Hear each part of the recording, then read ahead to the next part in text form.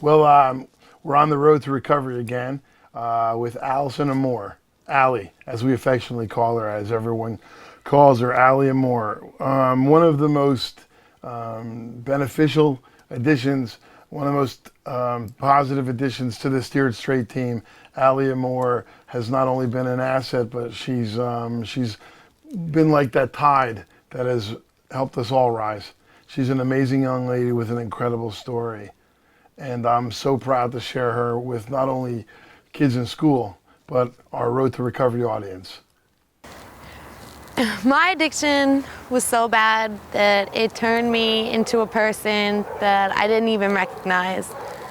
I avoided the mirrors, and it wasn't because of my physical appearance, it was because I didn't know that liar, that manipulator, that thief, that person who hurt other people. I didn't know who she was, and I was ashamed of her.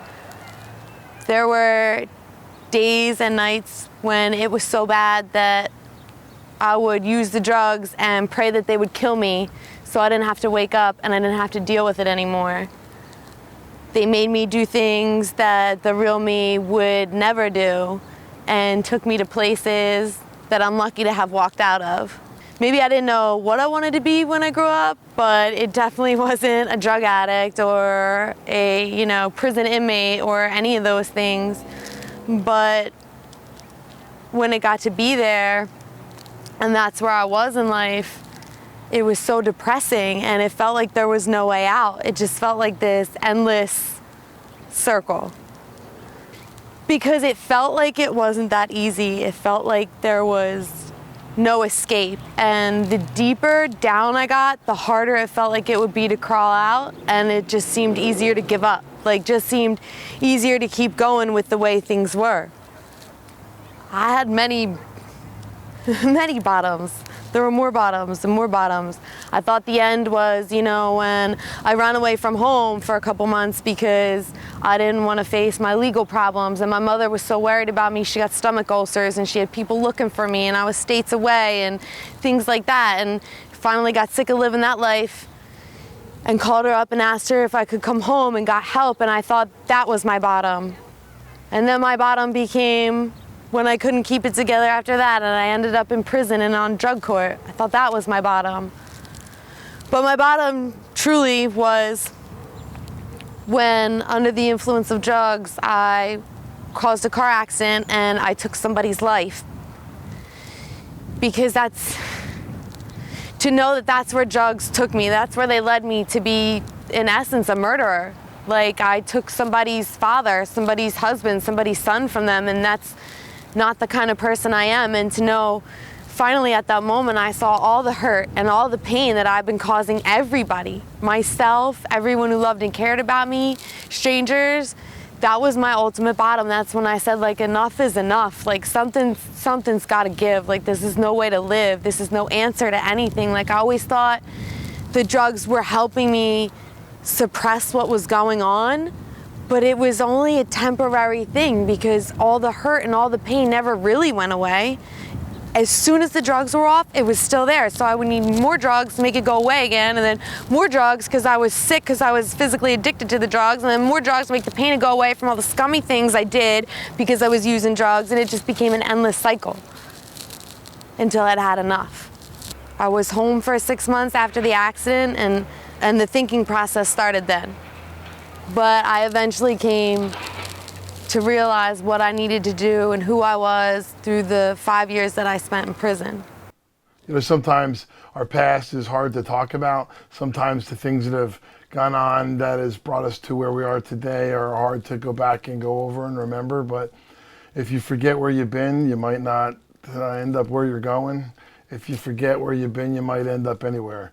And Allie has been able to take her past and use it as a cautionary tale for thousands and thousands of students. She's made a difference not only in their life, but in mine. And life is amazing. I'm the person who I thought I could be, and then some. I'm that girl that little girl, again, who didn't dream of ever being a drug addict or in prison. I mean, every moment of every day feels like a blessing, and it feels so good to not be, you know, not a prisoner of the legal system, but a prisoner to heroin. Like, that's what really had its grips on me. And in continuing to talk about things and talk about what's going on, I don't ever need that in my life again. I know where that took me to. And it just seems like even the bad times are still good times, because my worst day clean is better than my best day high ever was. So part of recovery for me is trying to prevent other people from feeling the same pain and feeling the same hurt and suffering the same consequences. So starting in prison, I began speaking to the community, kids in the schools, churches, things like that. I got in touch with another organization when I got out that does the same thing, so I'm blessed to be able to continue to try to spread the messages of you don't have to hurt alone. People know what you're going through. You don't have to live that life. There's better choices, better options.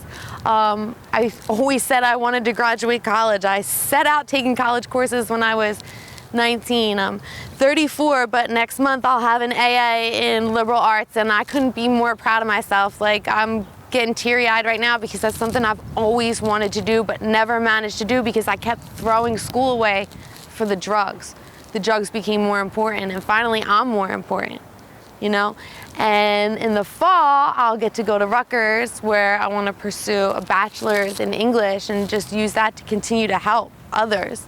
Like, life is so much better being free from the problems, free from the drugs, free from all that. Like, I see beauty in every little thing. I laugh more now than I ever have. Like, I find joy in everything. Even the bad times, I look at them as teachable moments, teaching me how to be stronger and not go back to my old ways and keep continuing the new ways. I have kids come out and talk to me about things that maybe they've never told anyone before or ashamed to tell people, or they let me know, like, Aunt Allie, I know how it feels to feel not good enough, because that's something I've struggled with my whole life. Or hey, Allie, I think of committing suicide from time to time. Or hey, Allie, you know, somebody's sexually abusing me. And to know that my voice and me having the courage to speak up about my story gives these children the courage to speak up about what's going on with them makes it all worth it, because that's the courage I didn't have when I was their age. So that to me is just, it's incredible, because it's almost like I'm giving my younger self what I didn't have. My mom and I are great. My mom has been my #1 fan, cheerleader my entire life. So she never gave up on me. My mom was always there, was always willing to help, was always trying to do anything, but I never wanted to admit to her for the longest time that I even had a problem.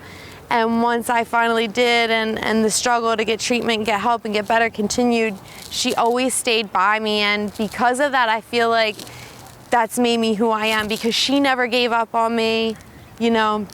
Even though I feel like sometimes I did give up on myself, I really didn't. She used to say to me, Allie, I'll love you until you learn to love yourself. And I feel so proud to look at her today and say, Mom, like, I love myself today. I'm so glad I've been able to share our good friend, our amazing presenter, Allie, her story with you. But I hope that you share her story with other people, and I hope you ask other people to watch this.